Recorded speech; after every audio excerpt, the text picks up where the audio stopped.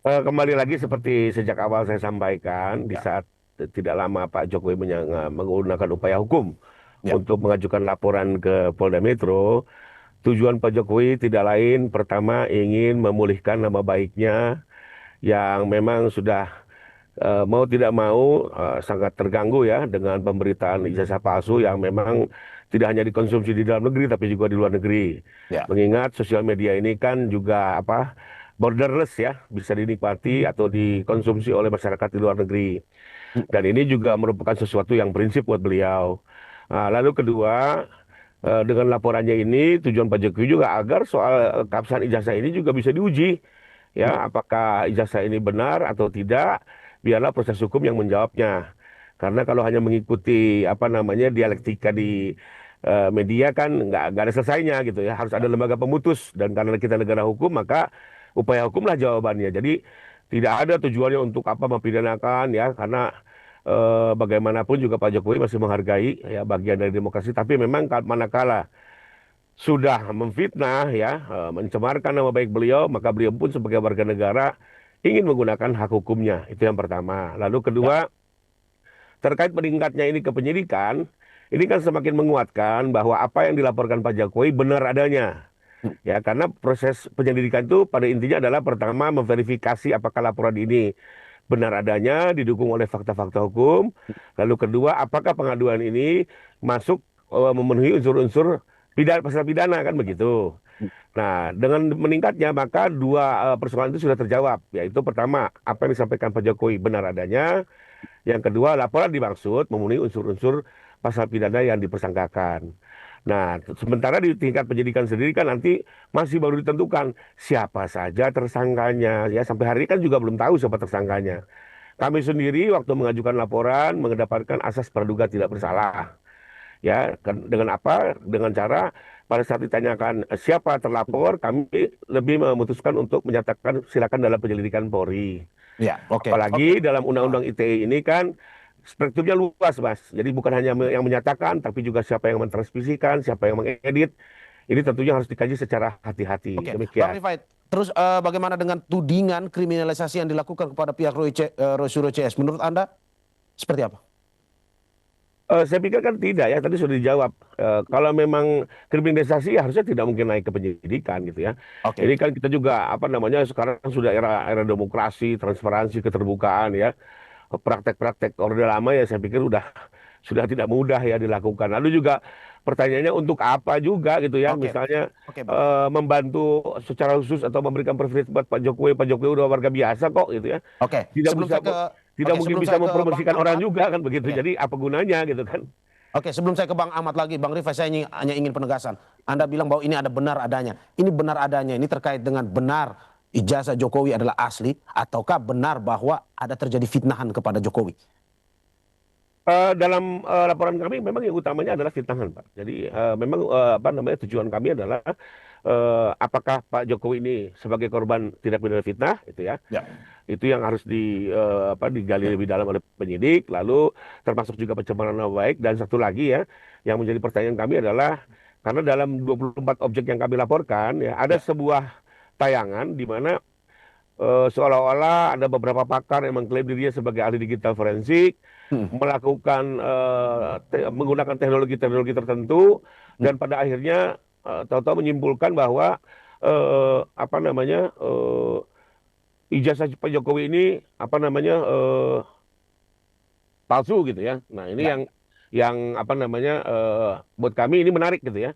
Apakah benar kemajuan teknologi saat ini bisa merubah sesuatu yang asli menjadi palsu? Karena Pak Jokowi kan meyakini loh, beliau kuliah sejak tahun 80 hingga 85, ya, menjalani ya. secara Oke, penuh sampai oke, mendapatkan ijazah. Kok tahu-tahu ada sebuah tampilan teknologi yang bilang oke. bahkan ijazah ini dimiliki oleh Dul Matno ya.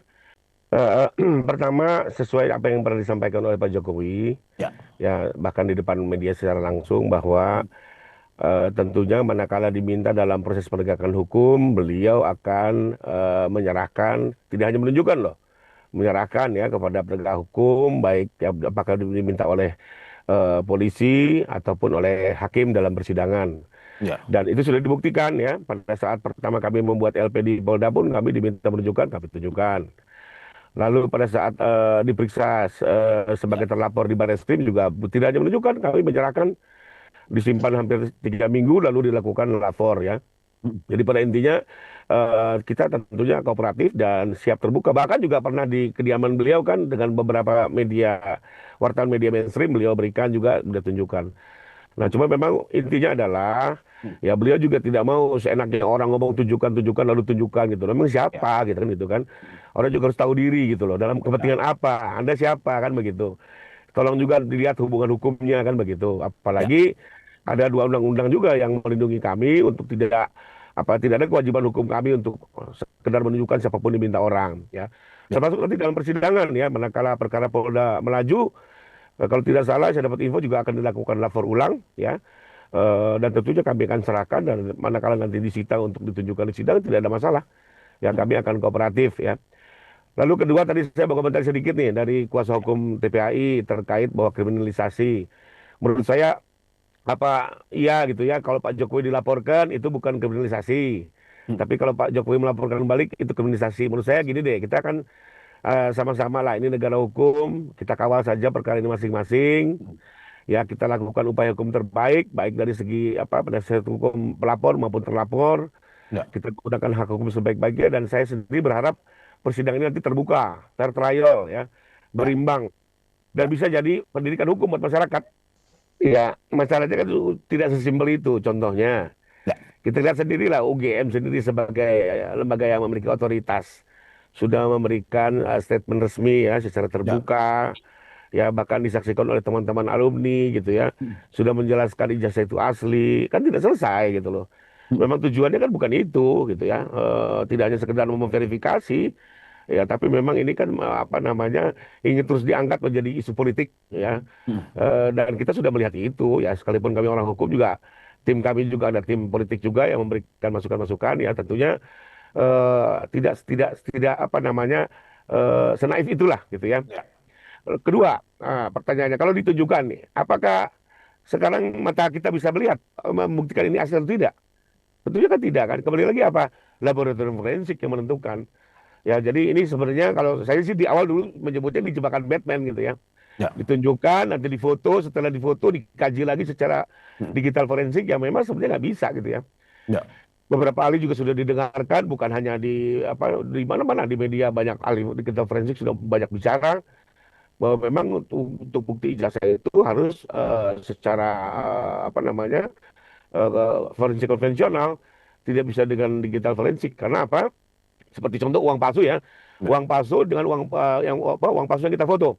Ya. Untuk menguji keaslian uang palsu kan tentu harus dilihat jenis kertas, jenis tinta, jenis benang pengaman. Itu semua kan bisa dilihat manakala diperiksa secara analog.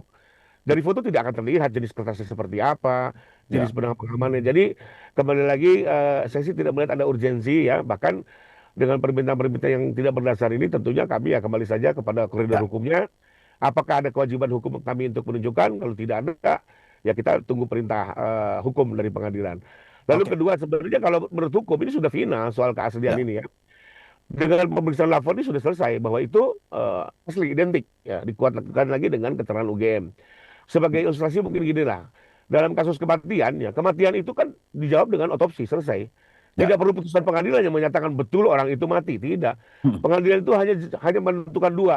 Satu, siapa pelakunya. Dua, menjatuhkan pidana pembunuhan. Ya, mau penghukuman gitu ya.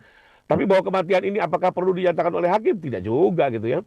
Karena kematian itu cukup dinyatakan oleh otopsi ya. Hakim sendiri nggak punya kewenangan untuk menentukan betul orang ini sudah mati secara kedokteran gitu ya. Oke. Termasuk juga soal laboratorium forensik ini sebenarnya sudah selesai. Hmm. Ya, mau diuji berkali-kali pun sepanjang dilakukan dengan cara analog ya saya yakin itu asli ya. Dan ini linear dengan alat bukti lainnya, bukan sekedar lapor loh ya. Apa nih keterangan teman-teman Pak Jokowi ya sekian puluh orang, masa semua orang mau berbohong? Iya. Ya, sehebat apa Pak Jokowi bisa bikin semua orang berbohong kan begitu ya. Naif sekali gitu. Termasuk juga dokumen administrasi perkuliahannya kan sudah diperiksa semua. Nah, Oke. lalu tadi terkait tuduhan jangan-jangan ada kekuasaan bermain pertanyaannya. PN Solo ini baru menyatakan gugatan itu NU. Apakah ada kaitannya Kapolri dengan PN Solo gitu ya kan nggak ada hubungannya. Ya. Itu kekuasaan yudikatif yang terpisah ya. Jadi kembali lagi ya soal bahwa tentunya pihak terlapor akan apa namanya selaku melakukan berbagai upaya untuk melakukan pembelaan kami hargai karena kami juga sering di posisi itu ya. Tapi kembali lagi apa namanya litis videri opportet ya sesuai yang disampaikan Oke. Prof. Oke. Semua harus ada akhirnya. Publik juga ingin dapat kepastian.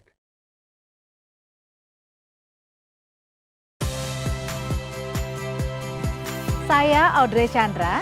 Saksikan program-program Kompas TV melalui siaran digital, pay TV, dan media streaming lainnya. Kompas TV, independen, terpercaya,